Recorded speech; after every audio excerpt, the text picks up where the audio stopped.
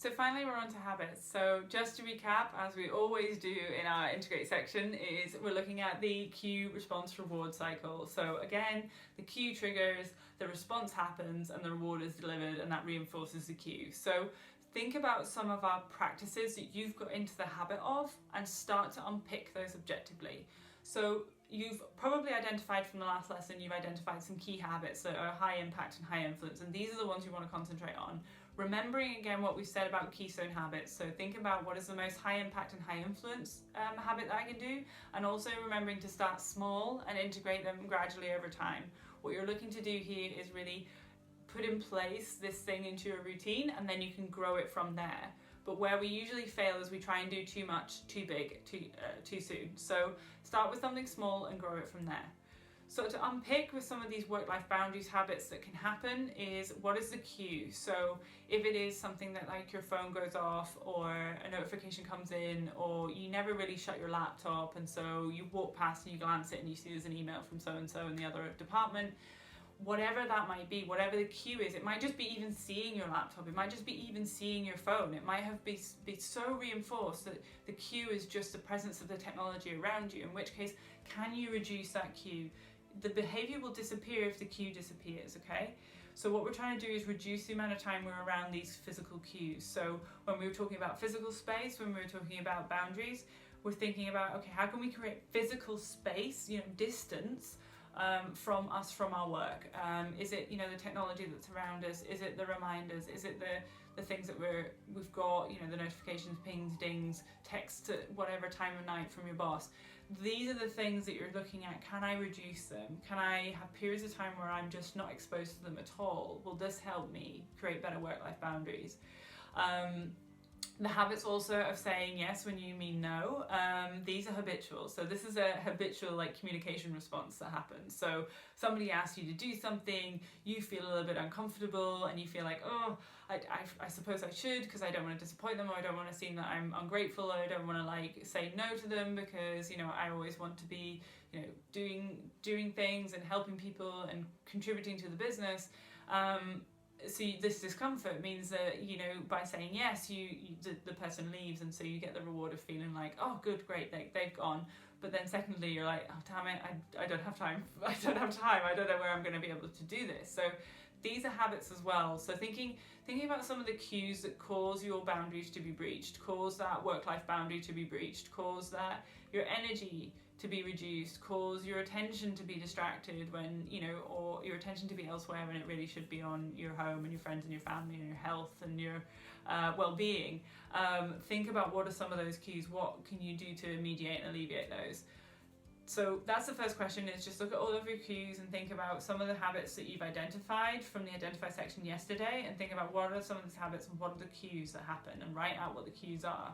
And think about some ways that you can maybe reduce the cues, and by reducing the cues, you reduce that habitual behaviour that's causing the breach of your work-life boundaries.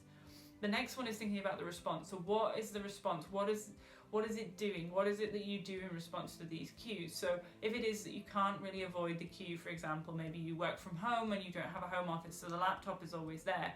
How can you mediate the response? So is it, sometimes a notification goes off and you really feel compelled to answer that email at 8 p.m. or whatever, and what is it that you could do in place of that would help your attention, help you stay resourced, full of energy, and also maintain those boundaries? Is there some sort of middle ground, some sort of little tweak that you can make to the response to mean that you don't then dive in and end up in your emails for 3 hours, but actually you maybe just set yourself a time limit of 15 minutes to read through the email, make a few key points of thoughts of what you'd like to respond with, and make a plan to respond to it tomorrow?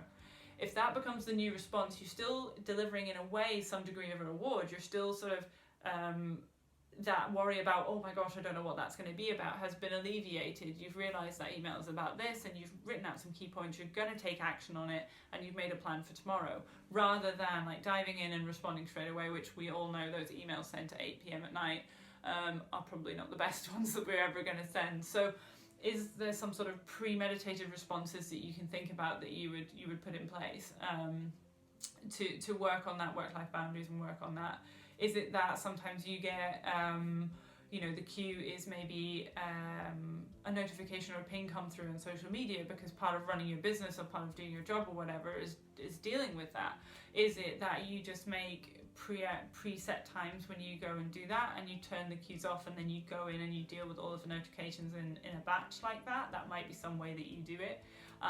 There might also be a response that maybe it is that you automatically let people bother you and distract you during your day, and pull your attention away, and when you're trying to enforce protected time, thinking about delivering, thinking about when these come in, have you got a response to that distraction? Have you got a response or a phrase that you're going to say that you don't feel like you're disappointing the person or you're being rude by telling them to go away, but have some of these phrases like in your mind ready, so when the person comes over to speak to you, you either have a post-it note up, or you have your headphones in, or you have these prepared responses that you're going to give in response to that, rather than the yes, hi, how can I help you? It's what else have you got to think about? So think about some of these responses, think about some of these habits, and think about putting those things in place. And then the rewards, think about any new habits that you want to put in place, so any new habits where you want to reduce your distraction, or you want to stay focused, or you want to have a wind down routine after work, or anything like that. What is the reward you're going to give yourself? Because yes, coming home from work and going for a walk will deliver some degree of a reward, but is there something nice you can give yourself every time you do it?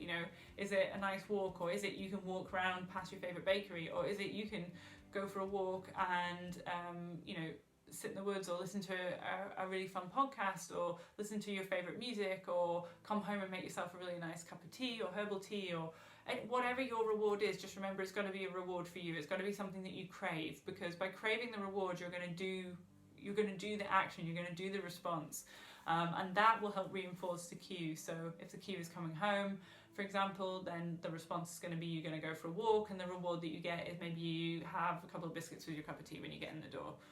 If you don't go for that walk, then you're doing it, and so you're using these to reinforce. The anticipation of the reward is what drives habitual behaviour. So really don't overlook this part of it. Think about what rewards can you deliver yourself when you do the thing that you want to be doing, and do the behaviour that you want to do, rather than the one that you don't. And so here's just a few ways. Again, remember, with each of the new habits that you're thinking about integrating, clearly identify the cue, clearly outline the response that you're going to do, and then clearly outline the reward that you're going to give yourself in response to doing it. So just with your habits, what I want you to do, jot them all down and really outline the cue, response and reward that you're going to do.